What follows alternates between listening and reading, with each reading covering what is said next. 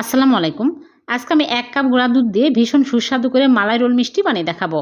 বানানো খুবই সহজ, যে কেউ খুব সহজে বানাতে পারবেন। একটা ডিম ভেঙে ভালো করে ফেটিয়ে নিচ্ছি। তারপরে গুঁড়া দুধ ১ কাপ, বেকিং পাউডার 1/2 চামচ আর দিয়ে দিচ্ছি ঘি ১ টেবিল চামচ। তারপরে ভালো করে মিক্স করে ডিমের মিশ্রণ দিয়ে সফট একটা ডো তৈরি করে নিব। তারপরে ঢেকে রাখবো ১০ মিনিট। ১০ মিনিট পর আমি এইরকম করে মালাই রোলের শেপ দিয়ে নিচ্ছি। সবগুলো মিষ্টি বানিয়ে নিয়েছি। এখন মালাই তৈরি করব। এর জন্য চুলায় প্যান বসিয়ে দিয়ে দিচ্ছি চিনি 1/4 কাপ, দিয়ে নেড়েচেড়ে ক্যারামেল হয়ে আসলে দিয়ে দিচ্ছি লিকুইড দুধ 1 লিটার, 2টা এলাচ, চিনি 1/2 কাপ দিয়ে বলক তুলে মিষ্টিগুলো দিয়ে দিচ্ছি। মিষ্টিগুলো দিয়ে 10 মিনিট জাল করে নেব।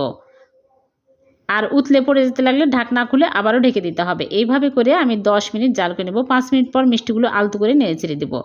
10 মিনিট পর চুলা থেকে নামিয়ে রেখে দেবো সারা রাত। পরের দিন সকালে সার্ভ করে নিলাম। হয়ে গেল ভীষণ সুস্বাদু মালাই রোল মিষ্টি। ভালো লাগলে লাইক, কমেন্ট, শেয়ার করে দেবেন। পেজটিকে ফলো দিয়ে রাখবেন। আল্লাহ হাফেজ।